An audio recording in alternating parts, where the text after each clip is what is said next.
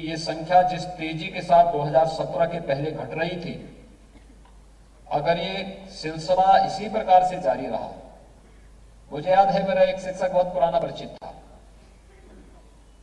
वो मुझसे मिलने के लिए आया।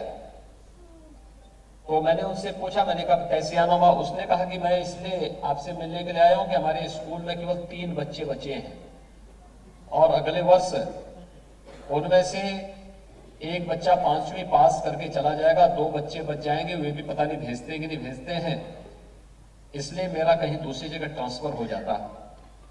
तो मैंने कहा भाई, जब आपके कारण वो संख्या घटते घटते 3 तक पहुंच गई है, तो फिर आगे आप अपने आगे की यात्रा क्यों तैयारी करना चाहते हैं? आप भी तो उसी प्रकार की तैयारी करिए। आप जाइए, अपनी पूरी टीम को लेकर के गांव में घर घर जाइए, अच्छा माहौल बनाइए और स्कूल में इस लायक माहौल बनाइए कि जिससे स्कूल को हम आगे बढ़ा सके, लोगों के विश्वास का प्रतीक बन सके। और उसने सचमुच मेहनत किया। उसने पहले वर्ष मेहनत किया तो 3 से बढ़कर के संख्या 45 हुई और 45 से बढ़कर के वर्तमान में 350 बच्चे उस स्कूल में पढ़ रहे हैं।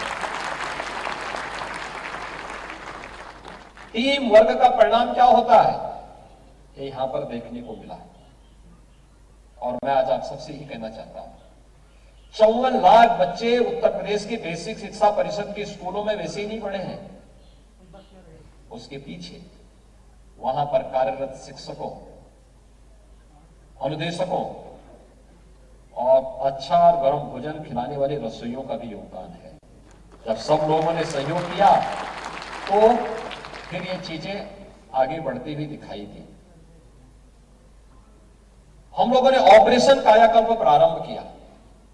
ऑपरेशन कायाकल्प का मतलब सरकार के द्वारा नहीं, जन सहभागिता से हम बेसिक शिक्षा परिषद के स्कूलों के कायाकल्प को करेंगे। आखिर उस स्कूल से कोई पढ़ा होगा, कुछ तो होगा, कोई सांसद होगा, कोई मंत्री होगा, कोई विधायक होगा, कोई अधिकारी होगा, कोई शिक्षक होगा, कोई ग्राम प्रधान होगा, कोई क्षेत्र पंचायत समिति का सदस्य होगा, कोई जिला पंचायत का सदस्य होगा। ये जितने भी लोग आए हैं आखिर किसी स्कूल से तो आए होंगे। इनकी संख्या तैयार करना, इनको इनके विद्यालय के साथ जोड़ना और पुरातन छात्र परिषद के गठन की कार्रवाई को आगे बढ़ाने की कार्रवाई को तेजी के साथ आगे बढ़ाना, ये दोनों के लिए यादगार होता है, विद्यालय के लिए भी और उस छात्र के, उस पूर्व छात्र के लिए भी। इसके माध्यम से पहला प्रयास हमने किया। फिर बेसिक शिक्षा परिषद से कहा गया कि हर एक शिक्षक इस बात को नोट करेगा, हर एक बेसिक शिक्षा परिषद का अधिकारी एक एक विद्यालय गोद लेगा, हर प्रशासनिक अधिकारी को, हर पुलिस अधिकारी को, हर जनप्रतिनिधि को।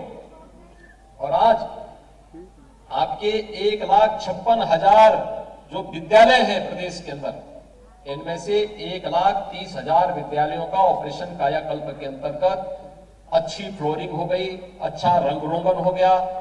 जो पहले पेड़ सड़कों पे नहीं बल्कि यानी जंगल में नहीं बल्कि बेसिक शिक्षा विद्यालय में जो पेड़ उगे रहते थे, आज वहां से पेड़ हट गए हैं, विद्यालय साफ सुथरा दिखता है। वहां पर बालक बालिकाओं के लिए अलग अलग टॉयलेट हो गए, पेयजल की सुविधा अलग अलग हो गई।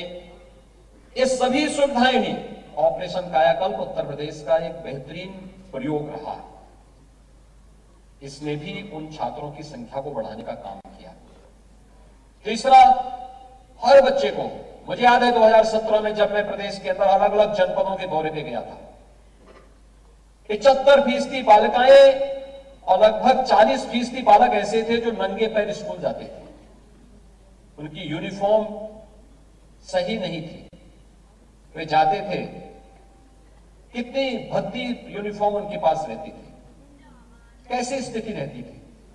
हम लोगों ने आने के बाद 2 यूनिफॉर्म किया, हर बालक और बालिका के लिए अच्छी 2 यूनिफॉर्म, बैग दिया, बुक्स दिया, जूते मोजे दिए और सर्दियों के लिए स्वेटर भी दिया। प्रदेश के अंदर वर्तमान में 1,82,00,000 बच्चों को हम ये सुविधा उपलब्ध करवा रहे हैं। और अब तो इस वर्ष से पिछले 2 वर्ष के अंदर हम लोग देख रहे थे कोरोना महामारी है, तो कोरोना महामारी में जब देखा गया कि समस्या हो रही है, तो हम लोगों ने 1100 रुपए का इस पूरा पैकेज पड़ता था, 1100 रुपए सीधे अभिभावक के खाते में देने की कार्रवाई को आगे बढ़ाया। आज ये पैसा सीधे उनके खाते में जा रहा है। अब जो आरोप प्रत्यारोप लगते थे, कभी शिक्षकों पर, कभी बेसिक शिक्षा परिषद के अध्यापकों पर, कभी किसी अन्य पर, आज ये आरोप प्रत्यारोप बंद, पैसा सीधे उनके खाते में जाएगा। इस दौरान शिक्षकों की नियुक्ति की प्रक्रिया को भी आगे बढ़ाया गया। बहुत सारे अनुदेशक ऐसे हैं जिनकी बेसिक शिक्षा परिषद के शिक्षक के रूप में उनकी तैनाती हुई। बहुत सारे लोग ऐसे थे, रसोईया ऐसे थे जिनको जबरन ग्राम प्रधान या किसी अन्य के द्वारा निकाला जाता था, उस पर रोक लगाई गई। उनको एक सुरक्षा कवच दिया गया। कोरोना कालखंड में हर एक व्यक्ति को प्रदेश के अंदर सुरक्षा की गारंटी दी गई। जीवन और जीविका दोनों को बचाने की कार्रवाई हुई और प्रदेश के अंदर 1,26,000 से अधिक तो बेसिक शिक्षा परिषद में हम लोगों ने शिक्षक ही तैनात कराए, यानी उनकी नियुक्ति कराई। बेसिक शिक्षा अधिकारियों की नियुक्ति हुई।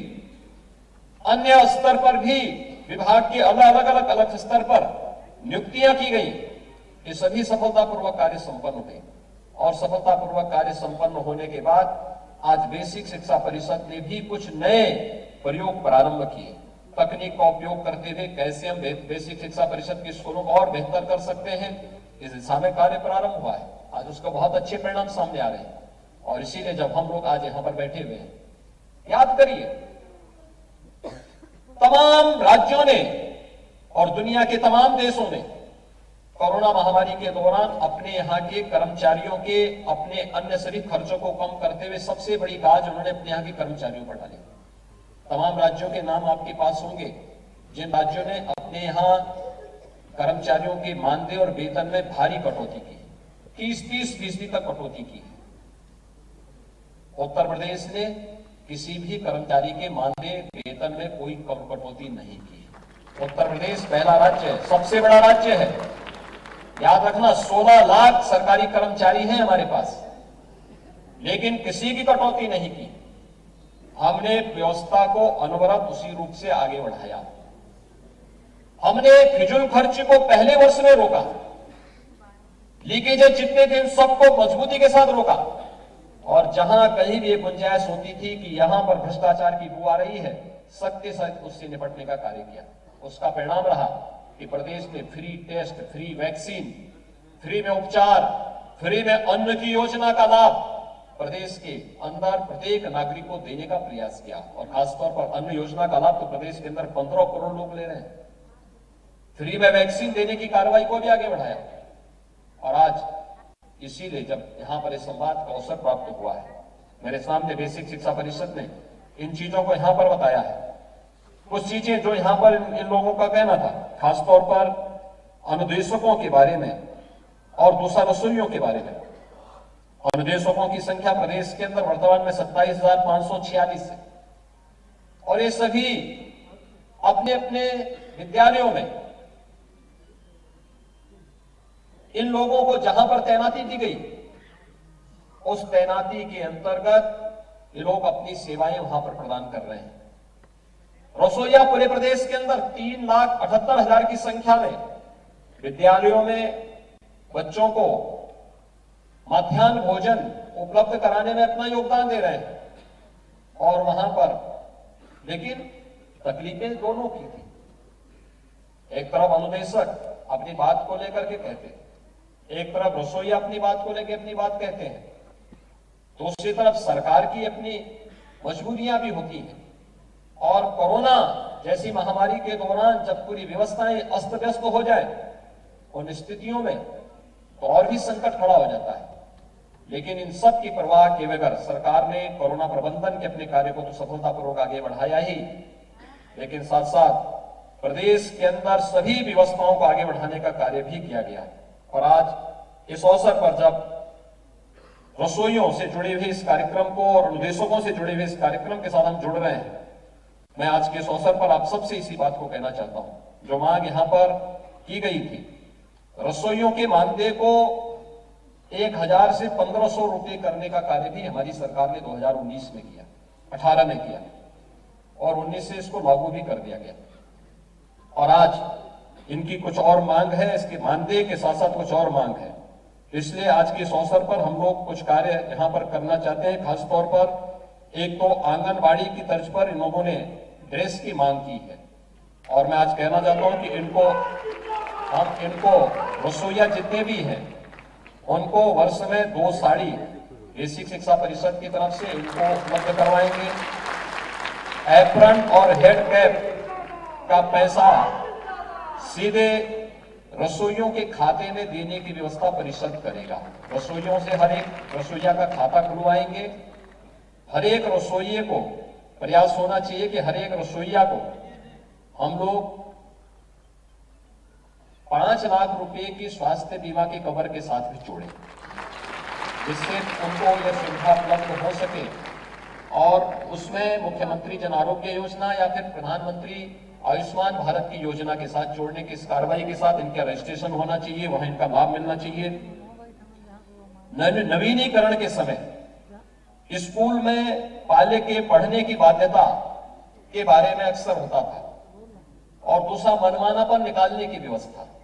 गंभीर शिकायत है तो वहां पर एक टीम बना करके उसकी जांच होनी चाहिए, जांच के बाद आप अनुशासनात्मक कार्रवाई करें, लेकिन मनमानेपन तरीके से नहीं होना चाहिए, अन्यायपूर्ण तरीके से नहीं होना चाहिए। और इसलिए इसके बारे में विभाग एक बार व्यवस्था कर लें कि विद्यालय में इन चीजों की बाध्यता, भाई कोई गरीब महिला किसी विद्यालय में अगर रसोई बनाने का काम कर रही है, उसकी मजबूरी है, उसके घर की व्यवस्था उसी से संचालित भी होती है, इसलिए मनमानापन हटाने की व्यवस्था बंद होनी चाहिए। पाले की बाध्यता की व्यवस्था के बारे में भी विचार करते हुए किया जाना चाहिए कि यह व्यवस्था न हो। अगर कोई अच्छा कार्य कर रहा है तो उस बच्चों के साथ उसका एक आत्मीय संवाद होता है, उस आत्मीय संवाद को बनाए रखने के लिए उसकी सेवा को हम लोग आगे बढ़ाने की कार्रवाई करें, इन 2 प्रकार की बाध्यताओं को समाप्त करें और प्रतिमाह 500 रुपए अतिरिक्त मानदेय इनको बढ़ाने की कार्रवाई आज यहां पर की जा रही है। मैं इस अवसर पर सभी रसोइयों को इस सुविधा के लिए हृदय से बधाई देता हूं, आप सबको अपनी शुभकामनाएं देता हूं। यहां पर हमारे पास अंशकालिक अनुदेशक है। अनुदेशकों को अब तक हम लोग 7,000 रुपए प्रति माह यहां पर देते रहे हैं। आप सब जानते हैं कि जब आपकी तैनाती की कार्रवाई हुई थी 2009 में और उसके आरटीई के अंतर्गत जब ये कार्रवाई आगे बढ़ी थी, 2013 के बाद से कार्रवाई निरंतर आगे बढ़ती गई, लेकिन बाद में आरटीई के अंतर्गत पहले भारत सरकार ने ही इस पर प्रदेश सरकार के साथ कहा था कि इन चीजों को हम आगे बढ़ाएंगे। वह व्यवस्था वहां पर एक प्रकार से खंडित सी हो गई। राज्य सरकार को सारी व्यवस्था का भार स्वयं उठाना पड़ रहा है और उन स्थितियों में भी राज्य सरकार किसी भी अनुदेशक की सेवाएं समाप्त नहीं किया, बल्कि उनकी सेवाओं को यहां पर प्रदेश के अंदर बनाए रखते हुए अभी भी उन लोगों को, यानी हमारे पास लगभग 1.25 लाख नए शिक्षकों की तैनाती होने के बाद भी उनकी सेवाओं को आगे निरंतरता बनाए रखने की कार्रवाई सरकार कर रही है। और हमारी मंशा भी है कि हम उनकी सेवाओं को लेकर के एक सुविचारित मत लेकर के हम आगे बढ़े, जिससे उनकी सेवाओं में किसी भी प्रकार का कोई अंतर ना आने पाए। और आज के इस अवसर पर जब यहाँ पर काफी बड़ी संख्या में यहाँ पर अनुदेशक हैं और प्रदेश के अलग अलग जनपदों में भी अनुदेशक वहां पर इकट्ठे हुए हैं, मैं इस अवसर पर जो यहाँ पर मेरे पास प्रस्ताव आया था उस प्रस्ताव में कुछ और बढ़ोतरी करते हुए हर अंशकालिक अनुदेशक को जो निर्धारित मानदेय है इसमें प्रतिमाह हम लोग 2,000 रुपए अतिरिक्त वृद्धि उन लोगों के लिए कर रहे हैं, जिससे उनके मानदेय को हम एक सम्मानजनक स्थिति में आगे बढ़ाने का कार्य कर पाएंगे। इसके साथ ही अनुदेशकों के साथ बैठ करके विभाग इस बारे में एक सुनिश्चित करें कि आने वाले समय में उनकी सेवाओं को कैसे हम अच्छे ढंग से आगे बढ़ा सकें, जिससे उनके पास एक जॉब की गारंटी हो सके। आप इस बात को देख सकते हैं कि बहुत सारी जगह जहां पर सरकार ने, तमाम राज्य सरकारों ने मानदेय में कटौती की है, वहीं राज्य सरकार इस मानदेय में बढ़ोतरी का कार्य कर रही है। आज के इस अवसर पर मैं एक बार फिर से आप सभी अनुदेशकों को रसोइयों को एक बार फिर से बधाई देता हूं, अपनी शुभकामनाएं देता हूं और विश्वास व्यक्त करता हूं आप सब बेसिक शिक्षा परिषद की इस कार्यक्रम को मजबूती के साथ आगे बढ़ाने का कार्य करेंगे। आप सबके प्रति मेरी शुभकामनाएं। धन्यवाद। जय हिंद। आपके प्रेरणादायी उद्बोधन के लिए बहुत बहुत आभार सर। कार्यक्रम की अंतिम कड़ी में मैं प्रमुख सचिव बेसिक शिक्षा तथा आवास एवं शहरी नियोजन श्री दीपक कुमार जी से अतिथियों के धन्यवाद ज्ञापन का अनुरोध करती हूँ।